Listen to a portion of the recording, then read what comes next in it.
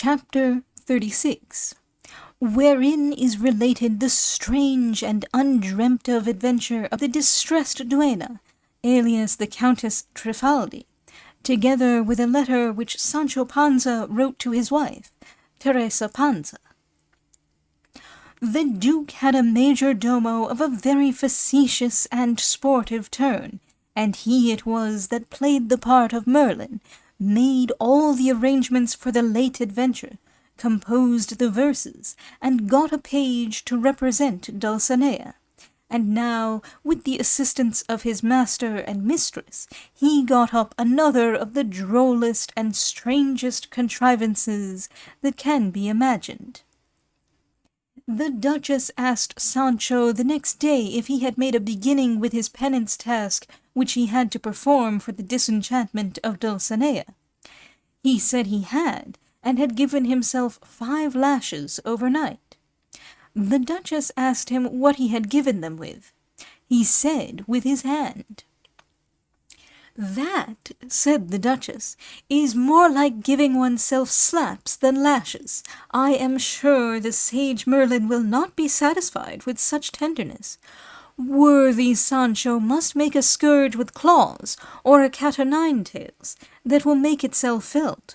For it's with blood that letters enter, and the release of so great a lady as Dulcinea will not be granted so cheaply, or at such a paltry price. And remember, Sancho, that works of charity done in a lukewarm and half-hearted way are without merit and of no avail."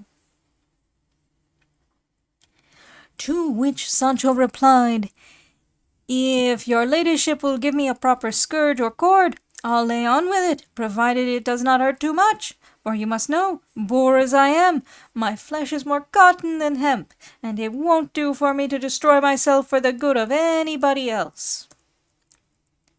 "So be it by all means," said the Duchess. "Tomorrow I'll give you a scourge that will be just the thing for you, and will accommodate itself to the tenderness of your flesh, as if it was its own sister." Then said Sancho, "Your Highness must know, dear lady of my soul, that I have a letter written to my wife, Teresa Panza, giving her an account of all that has happened me since I left her. I have it here in my bosom, and there's nothing wanting but to put the address to it. I'd be glad if your discretion would read it, for I think it runs in the governor style. I mean the way governors ought to write." "And who dictated it?" asked the Duchess. "Who should have dictated it but myself, sinner as I am?" said Sancho. "And did you write it yourself?" said the Duchess. "That I didn't," said Sancho, "for I can neither read nor write, though I can sign my name." "Let us see it," said the Duchess, "for never fear but you display in it the quality and quantity of your wit." Sancho drew out an open letter from his bosom, and the Duchess, taking it, found it ran in this fashion. "If I was well whipped, I went mounted like a gentleman. If I have got a good government, it is at the cost of a good whipping. Thou wilt not understand this just now, my Teresa. By and by thou wilt know what it means. I may tell thee, Teresa, I mean thee to go in a coach, for that is a matter of importance, because every other way of going is going on all fours. Thou art a governor's wife. Take care that nobody speaks evil of thee behind thy back. I send thee here a green hunting suit that my lady the Duchess gave me. Alter it so as to make a petticoat and bodice for our daughter. Don Quixote, my master, if I am to believe what I hear in these parts, is a madman of some sense, and a droll blockhead, and I am no way behind him. We have been in the cave of Montesinos, and the sage Merlin has laid hold of me for the disenchantment of Dulcinea del Toboso, her that is called Aldonza Lorenzo over there, with 3,300 lashes, less 5, that I'm to give myself. She will be left as entirely disenchanted as the mother that bore her.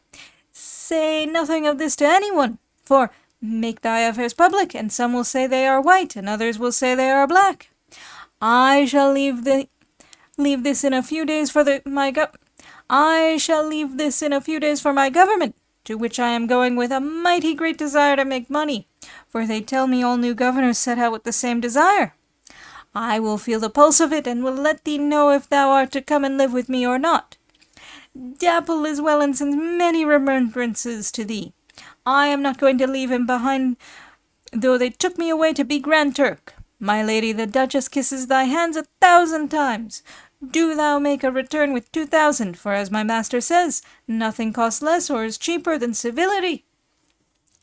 God has not been pleased to provide another valise for me with another 100 crowns, like the one the other day. But never mind, my Teresa. The bell ringer is in safe quarters, and all will come out in the scouring of the government. Only it troubles me greatly what they tell me, that once I have tasted it I will eat my hands off after it. And if that is so, it will not come very cheap to me, though to be sure the maimed have a benefice of their own in the alms they beg for, so that one way or another thou wilt be rich and in good luck. God give it to thee as he can, and keep me to serve thee. From this castle, the 20th of July, 1614, thy husband the governor, Sancho Panza. When she had done reading the letter, the Duchess said to Sancho, "On 2 points the worthy governor goes rather astray.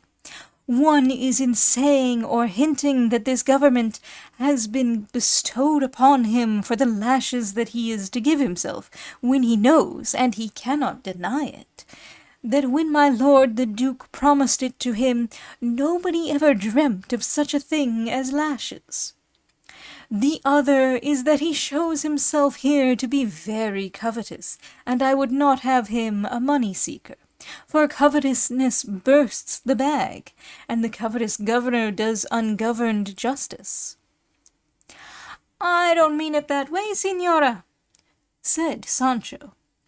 "And if you think the letter doesn't run as it ought to do, it's only to tear it up and make another, and maybe it will be a worse one if it is left to my gumption." "No, no," said the Duchess. "This one will do, and I wish the Duke to see it." With this they betook themselves to a garden where they were to dine, and the Duchess showed Sancho's letter to the Duke, who was highly delighted with it.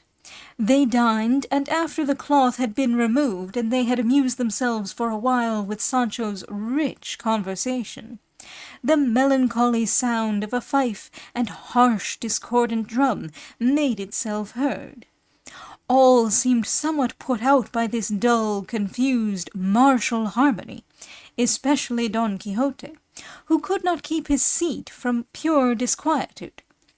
As to Sancho, it is needless to say that fear drove him to his usual refuge, the side or the skirts of the Duchess.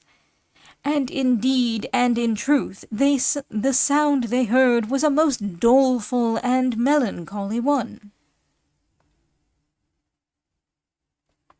While they were still in uncertainty, they saw advancing towards them through the garden 2 men clad in mourning robes, so long and flowing that they trailed upon the ground.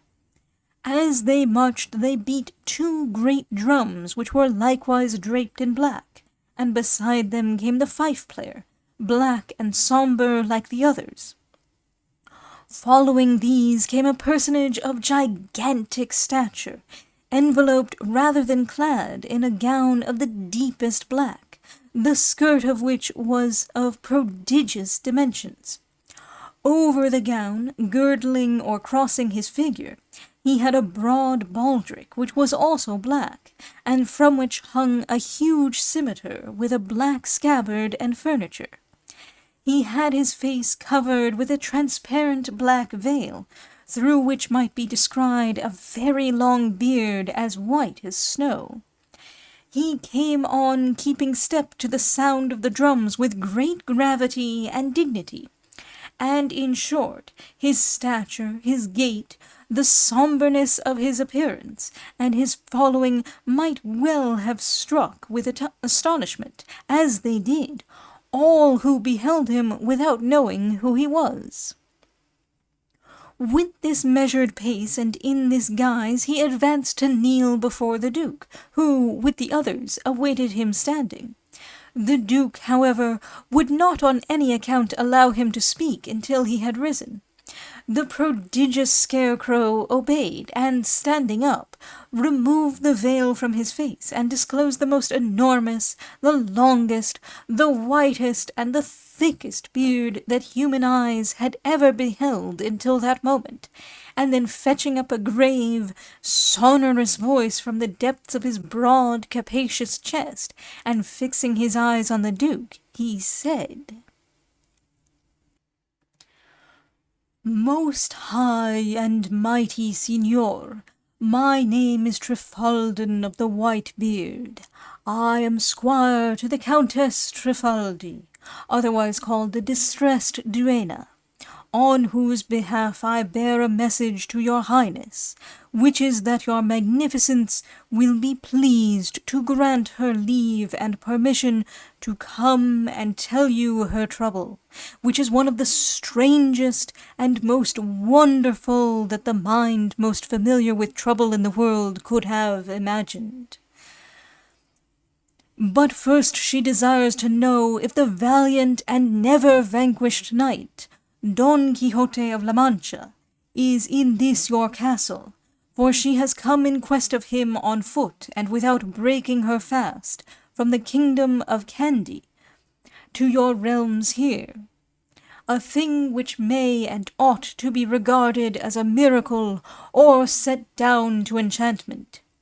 She is even now at the gate of this fortress or plaisance, and only waits for your permission to enter. I have spoken." And with that he coughed, and stroked down his beard with both his hands, and stood very tranquilly waiting for the response of the Duke, which was to this effect: "Many days ago, worthy Squire Trifaldin of the White Beard, we heard of the misfortune of my lady the Countess Trifaldi, whom the enchanters have caused to be called the Distressed Duenna. Bid her enter, O stupendous squire, and tell her that the valiant knight Don Quixote of La Mancha is here, and from his generous disposition she may safely promise herself every protection and assistance, and you may tell her, too, that if my aid be necessary, it will not be withheld, for I am bound to give it to her by my quality of knight, which involves the protection of women of all sorts, especially widowed, wronged, and distressed dames, such as her ladyship seems to be." On hearing this, Trifaldin bent the knee to the ground, and making a sign to the fifer and drummers to strike up, he turned and marched out of the garden to the same notes and at the same pace as when he entered, leaving them all amazed at his bearing and solemnity. Turning to Don Quixote, the Duke said, "After all, renowned knight, the mists of malice and ignorance are unable to hide or obscure the light of valor and virtue. I say so, because your excellence has been barely 6 days in this castle, and already the unhappy and the afflicted come in quest of you from lands far distant and remote, and not in coaches or on dromedaries, but on foot and fasting, confident that in that mighty arm they will find a cure for their sorrows and troubles. Thanks to your great achievements, which are circulated all over the known earth." "I wish, Signor Duke," replied Don Quixote, "that blessed ecclesiastic, who at table the other day showed such ill will and bitter spite against knights errant, were here now to see with his own eyes whether knights of the sort are needed in the world. He would, at any rate, learn by experience that those suffering any extraordinary affliction or sorrow, in extreme cases and unusual misfortunes, do not go to look for a remedy to the houses of jurists or village sacristans, or to the knight who has never attempted to pass the bounds of his own town, or to the indolent courtier who only seeks for news to repeat and talk of, instead of striving to do deeds and exploits for others to relate and record. relief in distress, help in need, protection for damsels, consolation for widows, are to be found in no sort of persons better than in knights errant, and I give unceasing thanks to heaven that I am one, and regard any misfortune or suffering that may befall me in the pursuit of so honourable a calling as endured to good purpose. Let this duenna come and ask what she will, for I will effect her relief by the might of my arm and the dauntless resolution of my bold heart.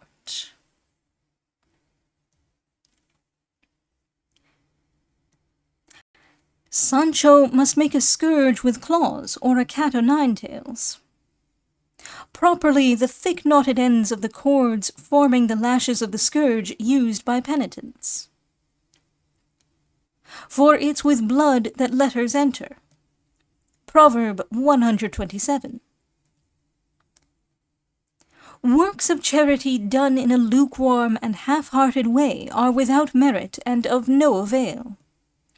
The last clause of this paragraph was expunged by order of the Inquisition in 1619, and have not been since restored in any edition I am acquainted with.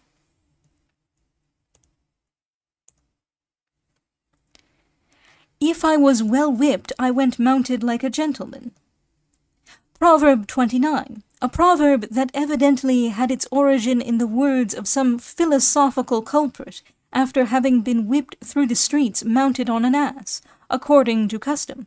Sancho quotes it again in chapter 72. Some will say they are white, and others will say they are black. Proverb 57. And all will come out in the scouring of the government. A reference to Proverbs 253. Once I have tasted it, I will eat my hands off after it. A popular phrase expressive of extreme eagerness. From this castle, the 20th of July, 1614. This date is obviously the date at which Cervantes was writing. I would not have him a money-seeker. Oregano, properly wild majorum. See Proverb 160. Covetousness bursts the bag. Proverb 50.